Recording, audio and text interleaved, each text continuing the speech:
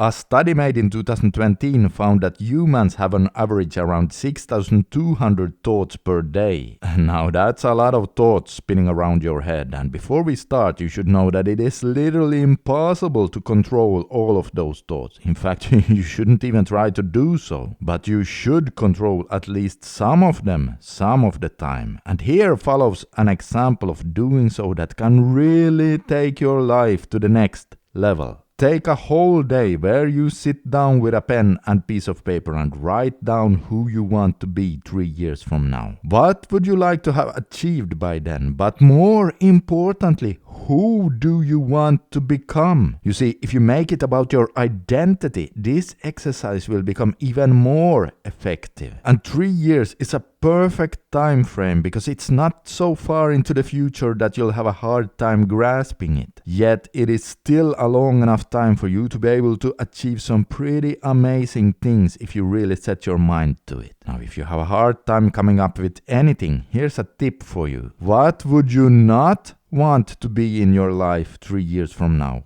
Are you overweight? Do you have any addictions? Are you lonely? Are you single and you don't like that? Are you unemployed? Or are you working in a job that you hate? Do you have PIED? And so on. As you can see, sometimes it can be easier to get started with a wish list if you first list out all the things you are not happy about in your current life. Okay, so then when you have written down who you would like to be 3 years from now, you should then start every morning by rereading that paper. Yes, every single morning. And here's the deal. Whenever you run into those small crossroads in your day-to-day life where you are a bit hesitant whether or not you should be doing what you are about to do, you simply ask yourself, will this action bring me closer or further away from who I want to become? And then you of course picture yourself being the person you have written down on that paper. Will it bring you closer or further away from him? With a little practice, this works amazingly well. It works for losing weight or building muscle. It works for saving money or even for bigger things like creating a business or a side business. It can even help with things like addictions. Having this 3-year plan written down is so good because again, as you go about your day-to-day life, you get to constantly ask yourself, will this bring me closer or further away from my goal? And that question will then save you from hundreds or maybe even thousands of those small, stupid micro decisions. Because hey guys, it is actually those small micro decisions that compound over time and build our lives. So yes, with this exercise, you should really try to control some of those 6,000 thoughts we talked about in the beginning. And here's the really cool thing about it. If you have a 3-year vision like this, you get to feel proud of yourself whenever you choose to do the right thing. Whenever you work on something that brings you a bit closer, you feel happy, inspired and motivated. And these positive feelings will only keep getting stronger as the weeks and months add up. And so now some of you say, now why would that be the case then? Well, the reason is simple, and I'm going to quote the habit expert James Clear here. The